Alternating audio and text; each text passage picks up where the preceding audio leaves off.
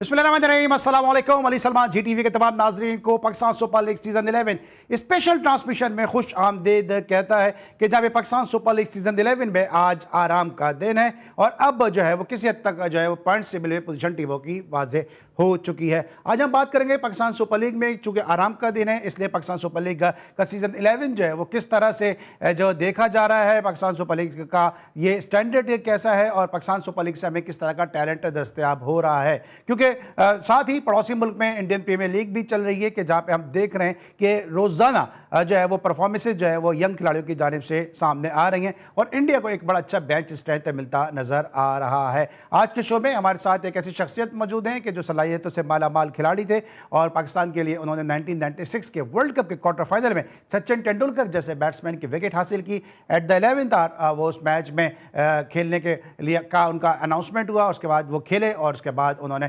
तेंदुलकर को आउट करके पाकिस्तान को ब्रेक थ्रू दिलाया था। एक ऐसे प्लेयर के जो अगर पाकिस्तान के लिए ज़्यादा देर तक खेलते तो पाकिस्तान के लिए मजीद कई विकेट्स हासिल करते, पाकिस्तान के लिए मजीद के फतूहात में जो है वो अहम किरदार अदा करते। लेकिन जो 90s का एरा था, जो लेट 90s का एरा था, उसने कई खिलाड़ियों के कैरियर जो है वो वक्त से पहले ख़त्म कर दिए, जिसमें इनसे अपने कसूर से ज़्यादा दूसरों का कसूर उसमें शायद कहीं ज़्यादा था। मेरे साथ मौजूद हैं अपने वक्त के बड़े ज़बरदस्त फास्ट बॉलर अताउर रहमान साहब, शो में खुशामदीद कहते हैं। अस्सलाम वालेकुम अताउर रहमान साहब।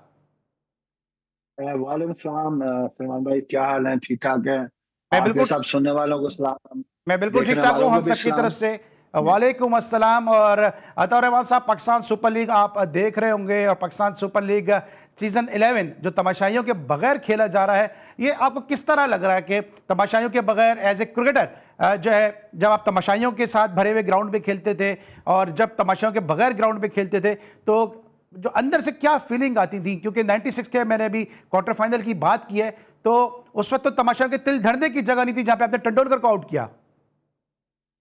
प्लेयर के लिए तमाशाई होते हैं, जिनको देख के आपके अंदर एक जज्बा पैदा होता है हम्म। और एक आपका जो टैलेंट होता है वो फिर आप दिखाते हैं दुनिया को। और ग्राउंड में फिर आपको जब ये क्राउड को देखते हैं तो पाकिस्तान का क्राउड, जब इंडिया पाकिस्तान का मैच होता है तो फिर वो क्राउड जो होता है वो आपको मोटिवेट करता है। आई थिंक कि क्राउड की वजह से ही क्रिकेट के मैदान सजते हैं। तो आप देख रहे हैं कि पीएसएल में क्राउड ना होने की वजह से आप देखें कि वो मजा नहीं है, वो जोशो खरोश नहीं है, वो चीज नहीं है, वो इंकरेजमेंट नहीं है प्लेयरों के लिए कि जो एक क्रिकेट का जो सुनहरा दौर होता है, या आई थिंक कि वो जो चीज होती है वो आपके अंदर नजर नहीं आती। वो उस तरह का जोश नजर नहीं आ रहा, वो जज्बा नजर नहीं आ रहा। तो आई थिंक कि ये चीज प्लेयरों के लिए भी ठीक नहीं है और क्रिकेट के देखने वालों के लिए भी ठीक नहीं है। और जिन्होंने क्रिकेट चलाई है, जिन्होंने पीएसएल इस तरह चलाई है, आई थिंक कोई स्पोर्ट की वजह इशू थे जिसकी वजह से ये आपको ये दिन देखने पड़े। आई होप के पाकिस्तान की जो सिक्योरिटी इदारे हैं वो जरा अब जरा देखें कि क्योंकि पीएसएल बगैर तमाशाइयों के बगैर आई थिंक कि वो मजा नहीं नजर आ रहा और ना जो वो जोशो खरोश नजर आ रहा है। बिल्कुल सही है। और कल जो है मोहसिन नकवी साहब ने कि जब ज़ल्मी और मुल्तान सुल्तान का मैच खेला जा रहा था तो उस वक्त पाकिस्तान क्रिकेट बोर्ड के चेयरमैन ने नेशनल स्टेडियम कराची का विजिट भी किया और सलमान नसीर साहब के साथ उन्होंने काफ़ी वक्त भी गुजारा। उम्मीद करते हैं कि जनाब तमाशाई जो है वो अगले मरहले के मैचेस में जो ज़रूर स्टेडियम में नज़र आएंगे। लेकिन अगर ओवरऑल हम बात करते हैं पाकिस्तान सुपर लीग के स्टैंडर्ड की बात करें तो आपने क्या सुनहरी दौर में पाकिस्तान के लिए क्रिकेट खेली है, इवन फर्स्ट क्लास क्रिकेट में भी उसमें पाकिस्तान का स्टैंडर्ड बहुत ज़्यादा था।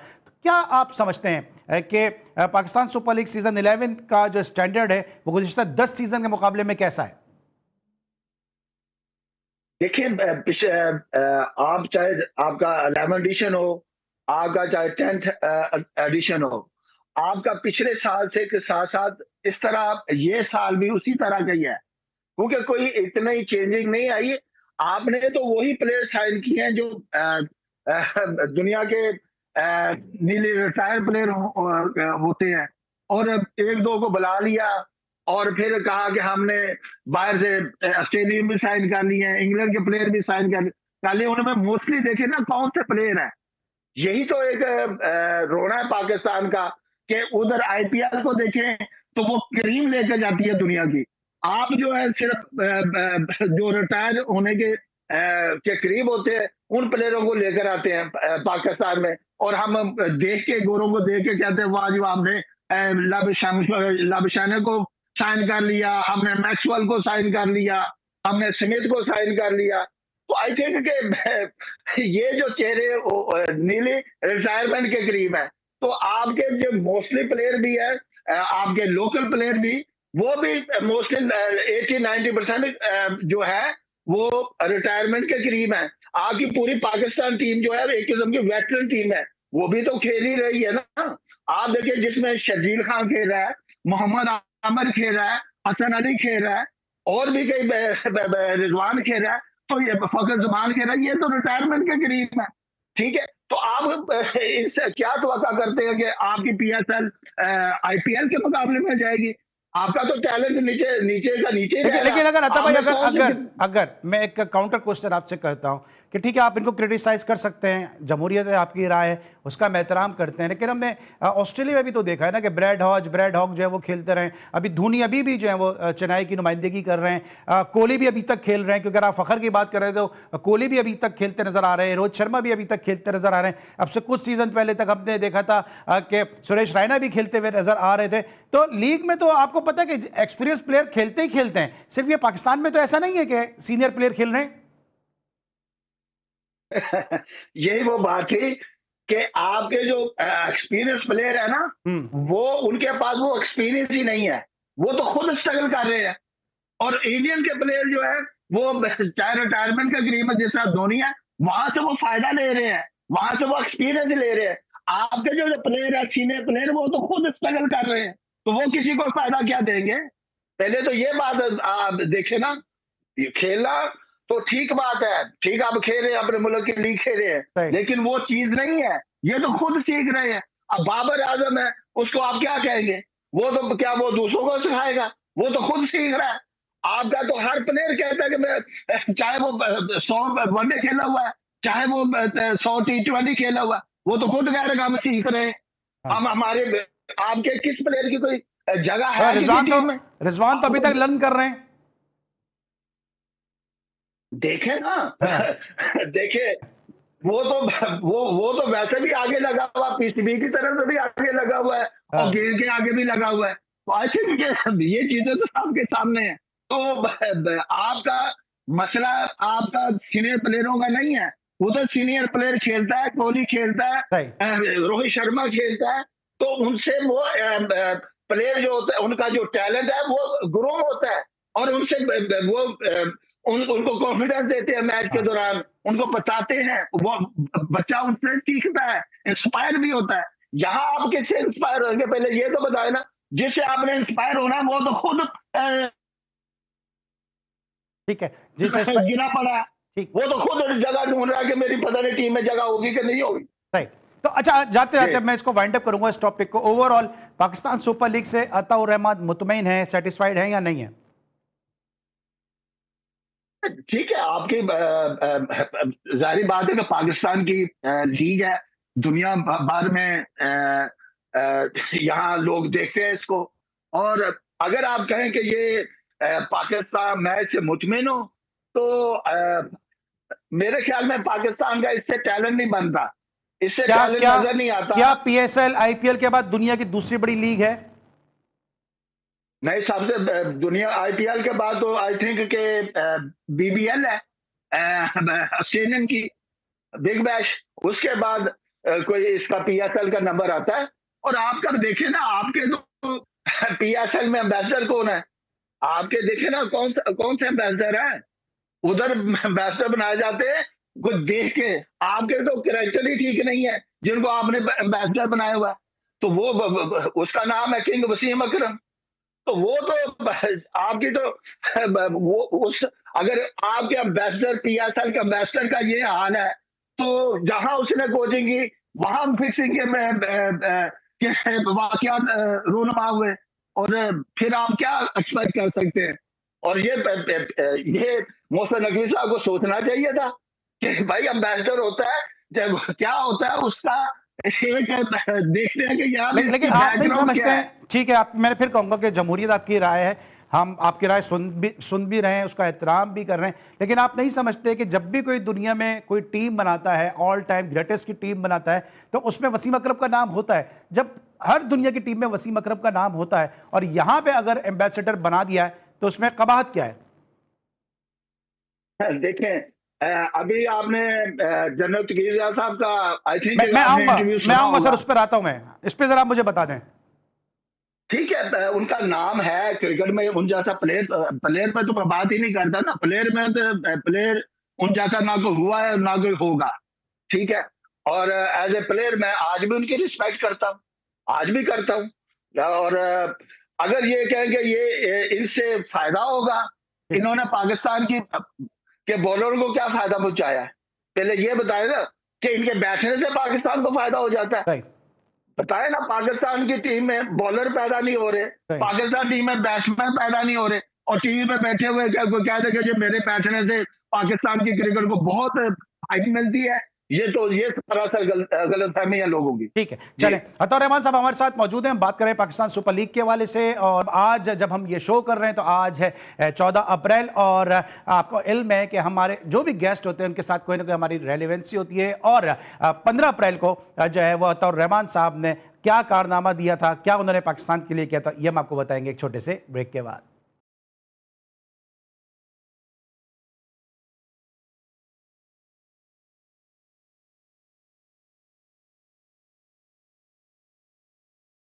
Welcome back after the break. और ब्रेक पर जाने से पहले हमने कहा था कि आज 14 अप्रैल को हम ये शो कर रहे हैं कि जब पाकिस्तान सुपर लीग में रेस्ट डे है, आराम का दिन है, लेकिन 15 अप्रैल को हमारे जो आज के गेस्ट हैं अतौर रहमान साहब, इन्होंने 2 मरतबा पाकिस्तान को रिप्रेजेंट किया और दोनों मरतबा इन्होंने शारजा के मुकाम पर पाकिस्तान को रिप्रेजेंट किया, और दोनों ही मरतबा जो था टीम इनके मुखालिफ थी वो टीम इंडिया थी।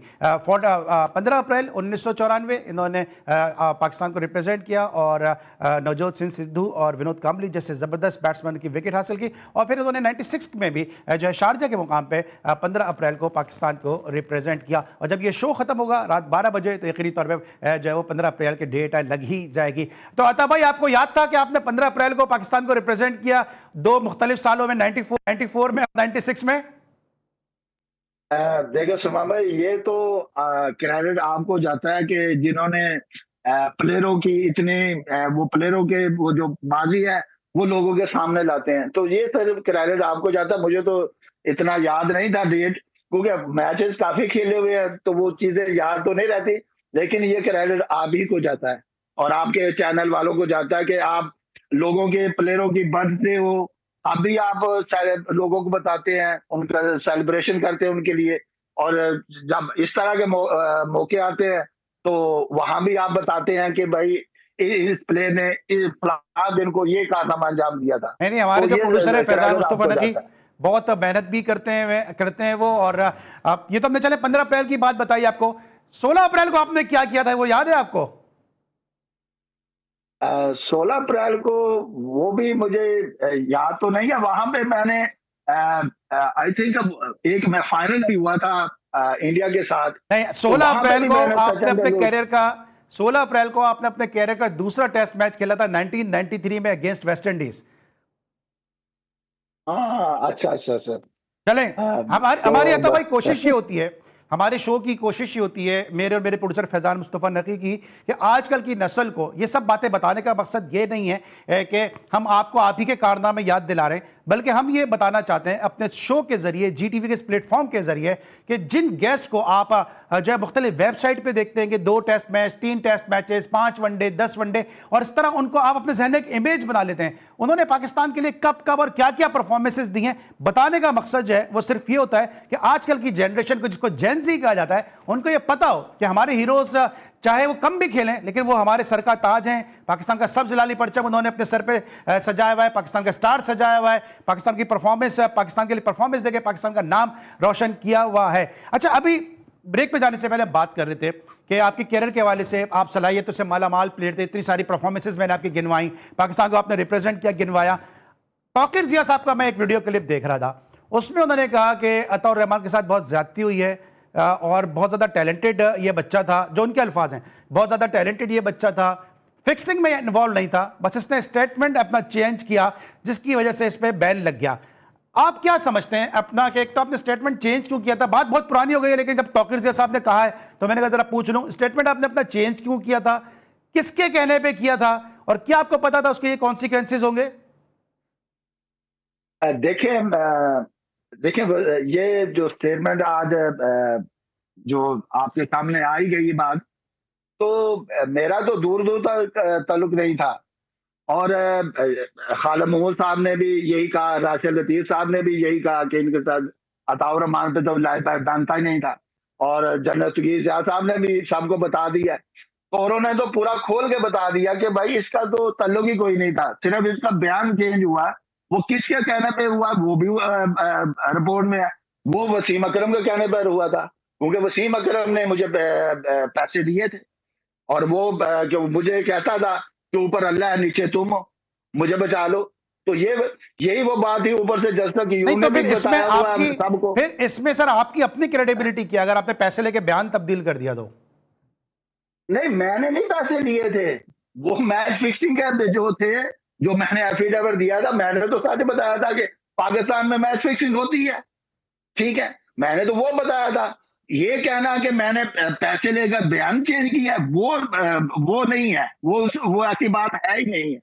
तो ये जिस तरह सवाल मेरा यही है ना कि देखें, अभी अभी आपने अभी एक मिनट, मैं आपको एक मिनट को रोकता हूं, एक मिनट आपने को सर, एक मिनट मैं आपको रोकता हूं, क्योंकि ये आपके हक में स्टेटमेंट, क्योंकि ये वाली बात आपके हक में सिर्फ तौकीर ज़िया साहब ने नहीं की है। मेरे जो प्रोड्यूसर है फैजाल मुस्तफा नकी, वो अपना जो यूट्यूब चैनल है बूम बूम नकी, उस पर उन्होंने जब खालिद महमूद साहब जो former chairman Pakistan cricket board है उनका इंटरव्यू किया, तो उन्होंने आपके केस के हवाले से, आपके मौक़िफ़ के हवाले से क्या कहा, पहले वो सुनते हैं। आप बहुत टैलेंटेड थे, फिर चेंज क्यों किया आपने अपना स्टेटमेंट?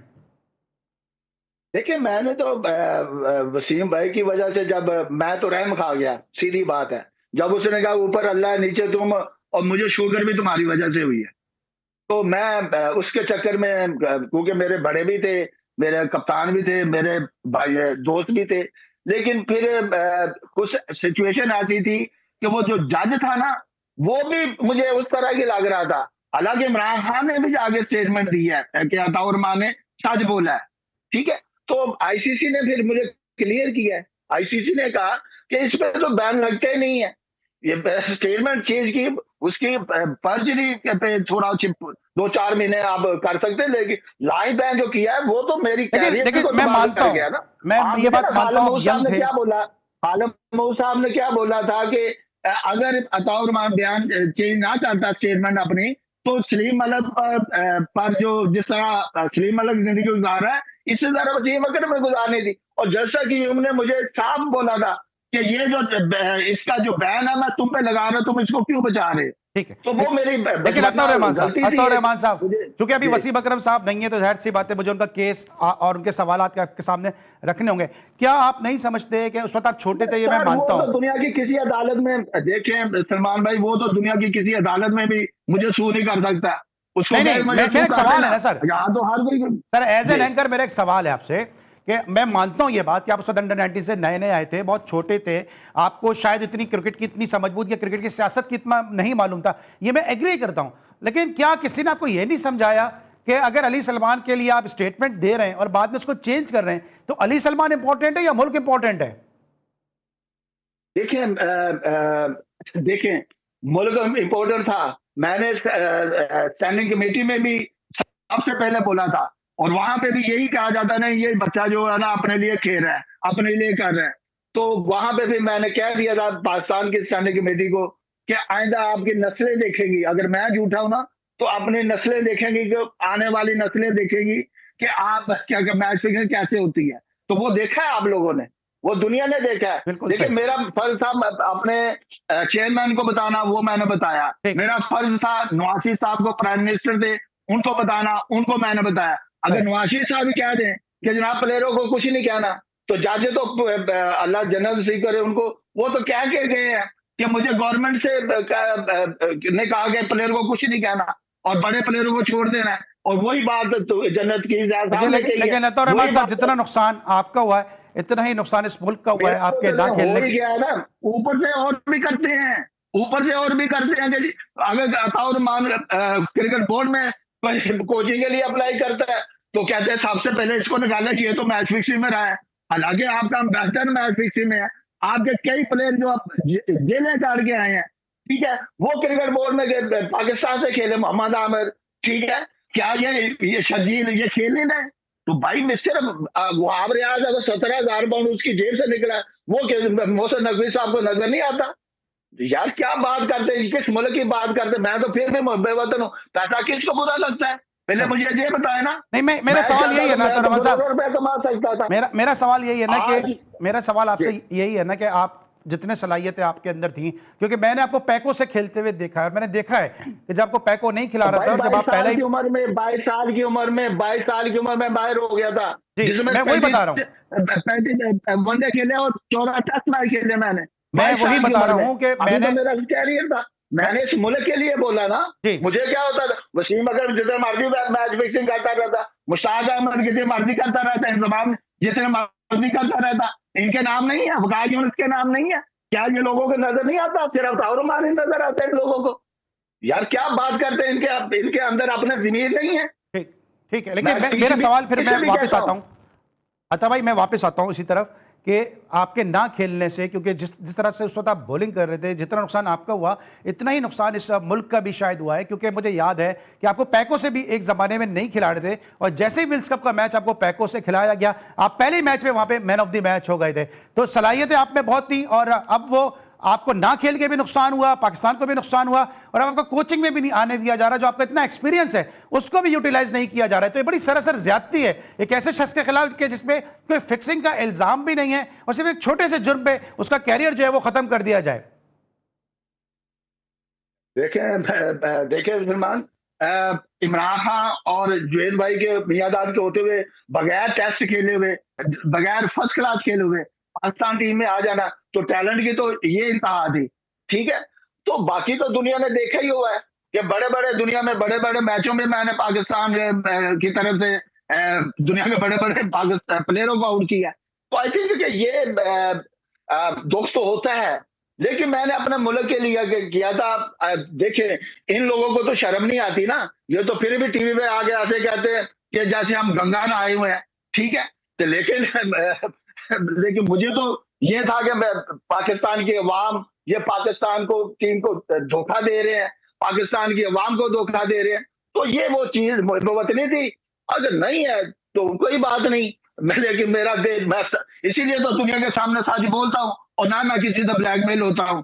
वसीम अकरम का एक अपना मामला है, ठीक है, आप उसका एम्बेसडर बनाए, आप उसको जो मर्जी चेयरमैन बना दें, लेकिन वो फिक्सिंग का बादशाह है। वो जहां भी कोचिंग की है उसने इस्लामाबाद से की है, कराची से की है, अब वहां पे प्लेयर आप इनके सामने पकड़े गए हैं कि नहीं पकड़े गए, तो बताए ना। तो भाई इनका तो ये स्टेटस है, ये स्टेटस है, ये मोहसिन नकवी साहब को नजर क्यों नहीं आता? बिल्कुल सही, नजर आता है। बिल्कुल सही। और अगर मोहसिन नकवी साहब या पाकिस्तान क्रिकेट बोर्ड हमारा ये प्रोग्राम देख रहा है तो हम ज़रूर अपने प्रोग्राम के तवज्जुह से ज़रूर कहेंगे कि जितनी सज़ा भुगतनी थी अपने ना करदा गुनाहों की, वो तो रहमान साहब ने भुगत ली है। माजी में उनके साथ इनजस्टिस हुआ और अगर आप इस पर पोजीशन पे मौजूद हैं कि आप जो है वो इंसाफ फराहम कर सकते हैं, तो मोहसिन नकवी साहब आप क्रिकेट बोर्ड के चेयरमैन नहीं है बल्कि आप इंटीरियर मिनिस्टर भी हैं और आप इंसाफ फराहम करने की पोजीशन में भी हैं। तो अब जो है इनको अता रहमान साहब को अब मौके दिए जा सकते हैं। देखे सलमान भाई, मैं कोई भीख नहीं मांग रहा। नहीं भीख की बात नहीं है सर, आप इंटरनेशनल क्रिकेटर हैं, टेस्ट क्रिकेटर हैं, आप टेस्ट क्रिकेटर हैं, आपका सर सुन लें ना, सर सुन लें, आप टेस्ट क्रिकेटर हैं, आपका यह हक है कि जब नॉन फर्स्ट क्लास क्रिकेटर या फर्स्ट क्लास क्रिकेटर जो है वो पाकिस्तान की टीम के साथ लगे हुए हैं, तो आप टेस्ट क्रिकेटर हैं, आपका हक ही है, इसमें कोई भीख की बात नहीं है।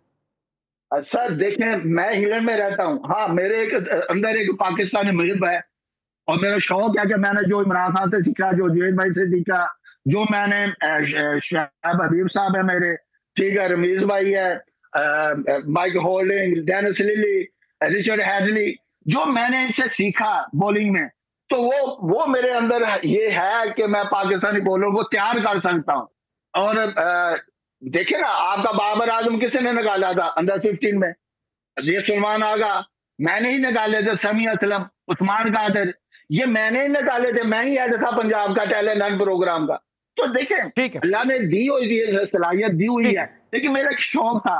लेकिन मैं ये नहीं है कि मैं इनकी मिन्नतें करूं? ठीक है, भाई मैं मेरी मेरी अपनी एक कैपेबिलिटी है। बिल्कुल सही है। हाँ, मुझे कोई जॉब दी जाए, उसके लिए उसमें कोई खामी निकाल दे तो फिर मैं ठीक है, जिम्मेदार हूँ। लेकिन जो जुर्म मुझ पे जिस तरह शायद अफरीदी भी समझता है कि जनाब अताउर मानिए, और टीवी पे प्रोग्राम करते हैं तो वहां कहते हैं यार इसको कहाँ ले आते हो सर, ये इस तरह के ठीक है। अतः भाई वक्त हो ये गया जो है, प्रॉपर्टी एक ब्रेक का वक्त हो गया है। जी जब ब्रेक का वक्त हो गया है, जब वापस आएंगे तो फिर मजीद बात भी करेंगे कि अतौर रहमान साहब हमारे साथ मौजूद हैं। आज पाकिस्तान सुपर लीग में रेस्ट डे था। ब्रेक के बाद जब वापस आएंगे तो सबसे मजीद बात करेंगे पाकिस्तान सुपर लीग के बाकी मैचेस के हवाले से। मिलते हैं ब्रेक के बाद।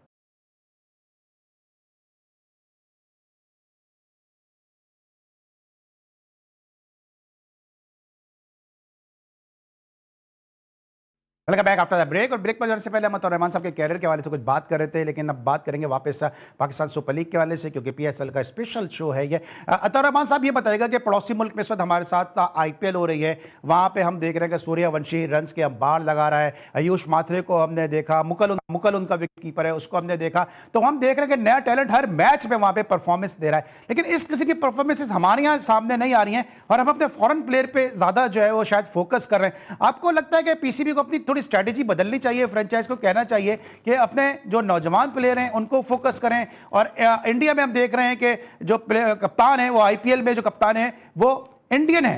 यहां पे हम देख रहे हैं कि हमारे फॉरेन जो कप्तान है वो जो है हमारे लोकल से शायद कहीं ज्यादा ही हैं। देखें सलमान, देखें आईपीएल का जो भी प्लेयर आएगा ना वो उनकी फर्स्ट क्लास से आता है, उनकी फर्स्ट क्लास में से आता है, फिर वो आईपीएल में लेते हैं। हाँ। और उनका हर प्लेयर वो परफॉर्म करता है, वो आपको एक लगता है कि वो स्किलफुल प्लेयर है। इवन के आप सूर्यवंशी को देखें, 16-17 साल का है और उसकी टेक्निक देख लें ना किस तरह वो खेलता है। और उनके साथ दूसरे भी है, वाशिंगटन सुंदर को देख लें, संजू सैमसन को देख लें, शुभमन गिल को देख लें, तो उनके यहाँ जितने भी प्लेयर आ रहे हैं ना वो फर्स्ट क्लास क्रिकेट से आते हैं। उनका क्राइटेरिया यही है कि जो फर्स्ट क्लास में परफॉर्म करेगा हम वहां उसको आईपीएल में कंसीडर करेंगे। और उनके उनके हाँ टैलेंट आइडेंटिफाई करने वाली टीमें भी हैं। ये तो उनका हाल है। और उनके बैट्समैनों की टेक्निक क्या है? उनके बैट्समैनों का टेक्निक ये है कि जनाब वो आते हैं तो ग्राउंड शॉट से अपनी इनिंग्स का आगाज करते हैं और वो हवा में इतना नहीं खेलते। देखिए क्रिकेट में होता क्या है कि क्रिकेट में जो नीचे खेलने वाले इनिंग्स स्टार्ट करते हैं वो ग्राउंड शॉट से अपने इनिंग्स बिल्ड करते हैं।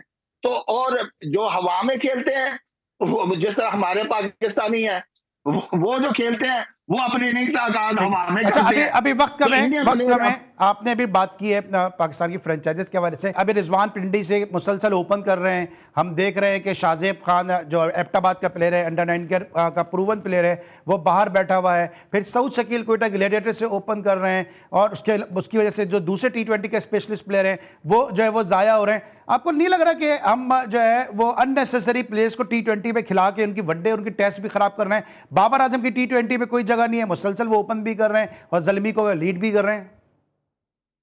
देखिए मोटी सी बात करूंगा, यहाँ आपको वही प्लेयर नजर आएंगे जो अभी वर्ल्ड कप खेल के आएंगे। जिन्होंने 2022 का, 2024 का, 2026 का वर्ल्ड कप खेला है, वही आपको यहाँ हाईएस्ट स्कोरर भी नजर आएंगे बाद में end of the tournament. I think ये जो हमारे प्लेयर ये यंगस्टर तो तैयार कर ही नहीं सकते, क्योंकि ये तो बाहर होते हैं तो ये तो खुद स्ट्रगल कर रहे हैं। ये किस तरह चाहेंगे कि यंगस्टर हमारी जगह पे है? वो अब्दुल्ला फजल है, वो आप नीचे नंबरों पे खिलाते हैं। हाँ। ठीक है। और वो ये रिजवान है, वो देख रहे ओपन कर रहा है, हालांकि इनका फ्यूचर ही कोई नहीं है। बाबर आजम है, पूरी दुनिया को उसको पिट पिट के मार गई कि जनाब ये T20 का प्लेयर नहीं है, वो T20 छोड़ने रहा। फिर कहते हैं कि हमारा ये T20 अच्छा, जाते जाते अतः भाई जाते जाते बताइएगा, जाते जाते बताइएगा जो है आपके वो बैकफुट पर चले गए। और आप जो मंटोर किधर गए जो कहते हैं हमने 5 कप्तान पाकिस्तान के फ्यूचर का बनाने हैं? और भाई ये सब करने कहने की बातें हैं, इनके कोलो फेल में तो ज्यादा है। ठीक है, जी ठीक है। अब ये बताइए कि अगले T20 के कप्तान की बात हो रही है। अगर मैं टेस्ट क्रिकेटर और क्वालिफाइड कोच अताउर रहमान साहब से पूछता हूं कि अगला T20 का कप्तान या शादाब खान की बात भी हो रही है, साहबजादा फरहान के हवाले से भी बात की जा रही है कि साहबजादा फरहान को बनाया जा सकता है। आप समझते हैं कि शाहीन शाह अफरीदी का नाम भी कहीं कहीं लिया जा रहा है, फ़खर जमान का नाम भी कहीं कहीं लिया जा रहा है। आपकी दानिश में पाकिस्तान का अगला T20 कैप्टन कौन होना चाहिए? मेरे ख्याल में आयदा अगर आपने 2 साल पढ़े हुए हैं, आई थिंक साहबजादा फरहान ऐसा प्लेयर है आपके पास जो जिसकी परमानेंट जगह बन रही है टीम में और रन भी कर रहा है, परफॉर्म भी कर रहा है, तो आई थिंक उसको बनाना चाहिए। बाकी जो है जितने भी टीवी में बैठे होते हैं ना, मुश्ताक अहमद हो गया, शाहिद अफरीदी हो गया, ये सब एक दूसरे की प्लेयरों को बैक कर रहे हैं। जैसे शदाब को मैंने देखा है, ये मुश्ताक अहमद साहब क्या कहते हैं, मैंने शदाब को देखा है कि उसका गेंद अब घूमना शुरू हो गया है। उसको शाहीन शाह अफरीदी को लंबे अरसे के लिए कप्तानी दे देनी चाहिए। और भाई वर्ल्ड कप में वो हार के आए हैं, वर्ल्ड कप में उनकी परफॉर्मेंस देख के भाई यहाँ तो बड़े बड़े प्लेयर, शाहिद अफरीदी बोलता है कि जनाब शाहीन शाह अफरीदी को कौन किसने कहा है कि राउंड द विकेट गेंद करे। और भाई ये क्या भाषण देते हैं आप टीवी पे बैठ के। और भाई ये 3-4 उधर टीवी पे बैठे होते हैं, 3-4 इधर क्रिकेट बोर्ड में आ जाते हैं। मोहम्मद यूसुफ साहब है जी, मैं तो बाबर को कह रहा था 3 साल से रेस्ट करें। और भाई आपको पैसे किस लिए दिए जाते हैं कि प्लेयर परफॉर्म नहीं कर रहा तो उसे परफॉर्म कराना है। क्या ये तो हम भी कह सकते हैं, आप भी कह सकते हैं कि जनाब ये कुछ नहीं कर रहे, इसको बाहर बना कुछ नहीं कर दें, रहे। इसको रेस्ट दे दें। ठीक है अता भाई, thank you so much for your valuable time. Ataur Rahman साहब हमारे साथ मौजूद थे और आपने सुना कि अताउर रहमान साहब के सीने में एक पाकिस्तानी का दिल धड़कता है और वो पाकिस्तान के लिए कुछ करना चाहते हैं। हम एक दफ़ा फिर अपने प्रोग्राम के तवज्जुद से अपील करेंगे chairman Pakistan cricket board Mohsin Naqvi साहब से कि माजी में जो हुआ सो हुआ, अब उसको भूल के आगे की जानिब बढ़ना चाहिए। और अताउर रहमान साहब का टैलेंट अगर कहीं यूज़ कर सकते हैं तो बिल्कुल उसको यूज़ करना चाहिए ताकि पाकिस्तान को जो है मुस्तकबिल में अताउर रहमान जैसे कोच के जरिए मज़ीद अच्छे क्रिकेटर्स दस्तियाब हो सकें। आज के लिए बस इतना ही। इंशाल्लाह कल फिर एक दफ़ा मुलाकात होगी। कल पाकिस्तान सुपर लीग में जो मैच खेला जाएगा उस पर हम डिस्कशन करेंगे, पाकिस्तान क्रिकेट के मजीद मामलात के हवाले से भी बात करेंगे। कल तक के लिए इजाज़त दीजिए, अपना बहुत ख्याल रखिए। अल्लाह हाफ़िज़।